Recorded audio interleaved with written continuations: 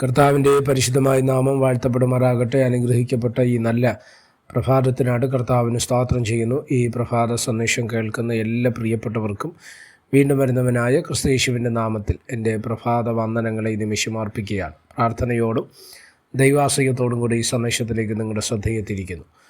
റോമർക്കെഴുതിയ ലേഖനം 4-ാം അധ്യായം അതിൻ്റെ 20-21 വാക്യങ്ങൾ. ദൈവത്തിൻ്റെ വാഗ്ദത്തത്തിൽ അവിശ്വാസത്താൽ സംശയിക്കാതെ വിശ്വാസത്തിൽ ശക്തിപ്പെട്ട് ദൈവത്തിന് മഹത്വം കൊടുത്തു.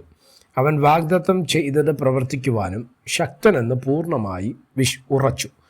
ഈ വാക്യങ്ങൾക്കാണ് ദൈവത്തിന് സ്തോത്രം. റോമലേഖനം 4-ാം അധ്യായത്തിൻ്റെ 17 മുതലുള്ള വാക്യങ്ങൾ നമ്മൾ പഠിക്കുമ്പോൾ പഴയ നിയമത്തിൽ അബ്രഹാം എന്ന ദൈവമനുഷ്യൻ്റെ ജീവിതത്തിൽ വെളിപ്പെട്ടു വന്ന വാഗ്ദത്തവും അതിൻ്റെ നിവർത്തീകരണങ്ങളുമാണ്.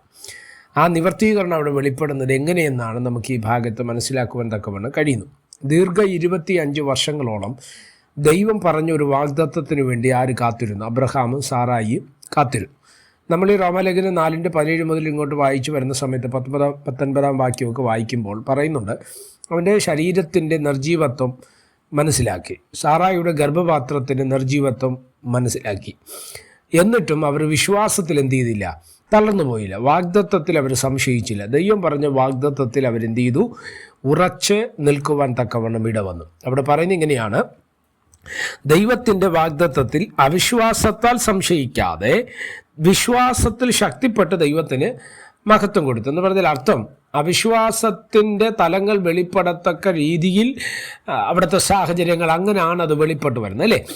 നമുക്കറിയാം, അത് മുന്നോട്ട് പോകെ ബുദ്ധിമുട്ടുകളും പ്രയാസങ്ങളും ഒക്കെ അതിനകത്ത് വെളിപ്പെടുകയാണ്. സാഹചര്യങ്ങൾ പ്രതികൂലമാകുന്നു. വാഗ്ദത്തം നടക്കുമോ സംഭവിക്കുമോ എന്നുള്ള ചിന്തകൾ അവിടെ ജീവിതത്തിനകത്ത് അലട്ടുമ്പോൾ പ്രൈസലോ, പക്ഷേ അവർ അവിശ്വാസത്തിന് ഇടം കൊടുക്കാതെ സംശയത്തിന് ഇടം കൊടുക്കാതെ വിശ്വാസത്തിൽ ശക്തിപ്പെട്ട് ദൈവത്തിന് മഹത്വം കൊടുത്തു. അത് മഹത്വം കൊടുത്തവർ പറഞ്ഞൊരു കാര്യമുണ്ട്, അല്ല, വാഗ്ദത്തം ചെയ്തവൻ പ്രവർത്തിപ്പാൻ ശക്തനെന്ന് അവർ ഉറച്ച് ആണ് ആ വാഗ്ദത്തം പ്രാപിപ്പാൻ തക്കവണ്ണം ഇടവന്നത്. എന്നെ ശ്രദ്ധിക്കുന്ന ദൈവമക്കളോട് ഈ പ്രഭാതത്തിൽ കൈമാറട്ടെ, നമ്മുടെ ദൈവം വാഗ്ദത്തം പറയുന്നവൻ മാത്രമല്ല, വാഗ്ദത്തത്തിൻ്റെ സ്തോത്ര പൂർത്തീകരണം വരെയും നമ്മോട് കൂടെയിരിക്കുന്ന ഒരു ദൈവത്തെയാണ് നമ്മൾ സേവിക്കുന്നത്.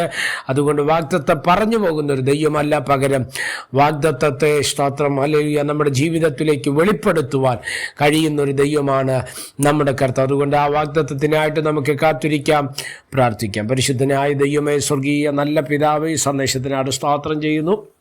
ഈ സന്ദേശം കേൾക്കുന്ന എല്ലാ പ്രിയപ്പെട്ടവരെ തൃക്കരങ്ങൾ തരികയാണ്. അവിടെ നിന്ന് ചെറുകടിയും മറയ്ക്കുകയും സഹായിക്കുകയും അനുഗ്രഹിക്കുകയും ചെയ്യേണ്ടതിനായിട്ട് ഞങ്ങൾ ദൈവത്തോട് പ്രാർത്ഥിക്കുന്നു. സകലവിധ ആത്മീക ഭൗതിക മേഖലകൾക്കകത്ത് ദൈവത്തിൻ്റെ കൃപയും കരുണയും കണ്ട് സന്തോഷിക്കുവാൻ അവിടെ നിന്ന് കൃപ ചെയ്താട്ട് സമസ്ത മേഖലകളെയും ഏൽപ്പിക്കുന്ന മഹത്വം അങ്ങേക്ക് യേശു കർത്താവിൻ്റെ നാമത്തിൽ തന്നെ. ആമേൻ. എല്ലാവരെയും ദൈവം അനുഗ്രഹിക്കട്ടെ. God bless you.